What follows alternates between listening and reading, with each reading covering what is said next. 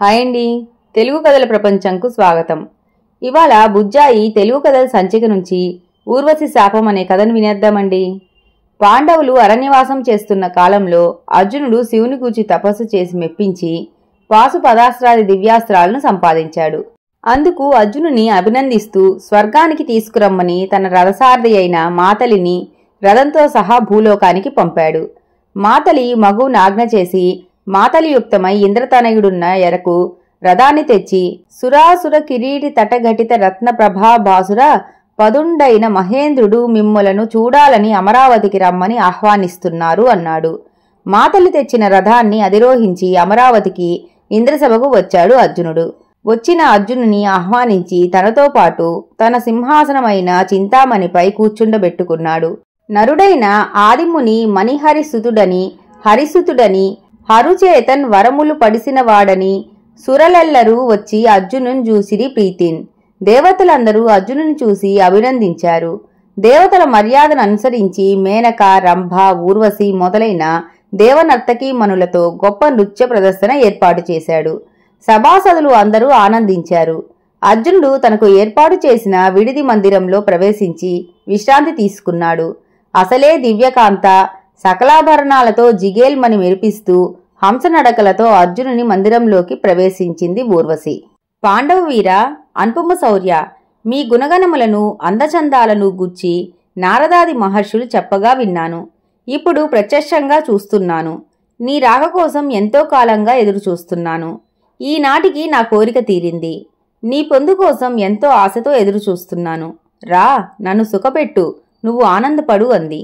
అర్జునుడు చేతులెత్తి నమస్కరిస్తూ, అమ్మా, నన్ను పుత్రస్నేహమున మనమున మన్నించి శుభసదుగ్రం చేయుం.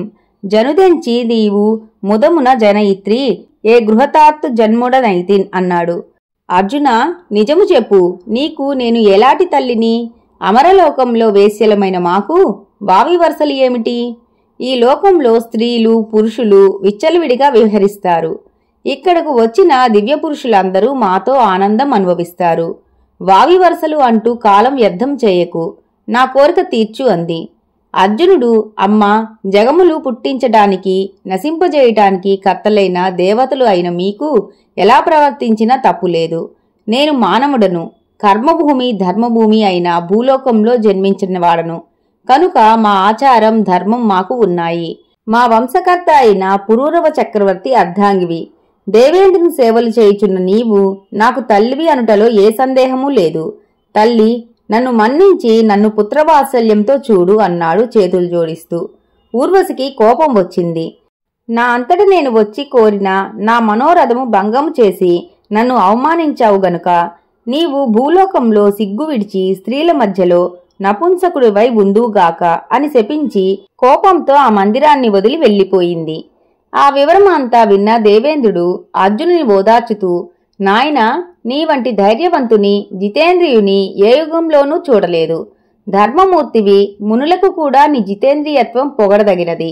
అయితే ఊర్వశి శాపం అనుభవించక తప్పదు.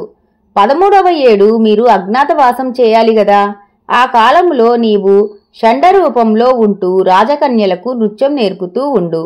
ఆ కాలం తీరిపోగానే తిరిగి నీ రూపం నీకు వస్తుంది అని ఆశీర్వదించి మరికొన్ని దివ్యాస్త్రాలను ప్రసాదించి సగౌరవంగా భూలోకానికి సాగనంపాడు. అలా అర్జునుడు తిరిగి భూలోకం చేరి సోదరులను చేరి విజయగాథ వివరించి వారికి సంతోషం కలిగించాడు.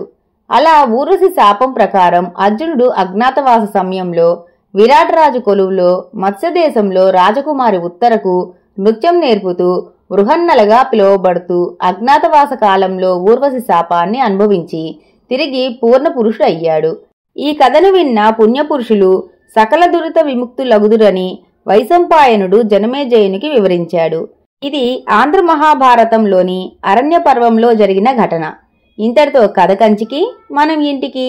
ఈ కథ గనక మీకు నచ్చినట్లయితే లైక్ చేసి, షేర్ చేసి, కామెంట్ చేసి మన ఛానల్కి సపోర్ట్ చేసేయండి ఫ్రెండ్స్. ఇక ఉంటానండి, బై బై.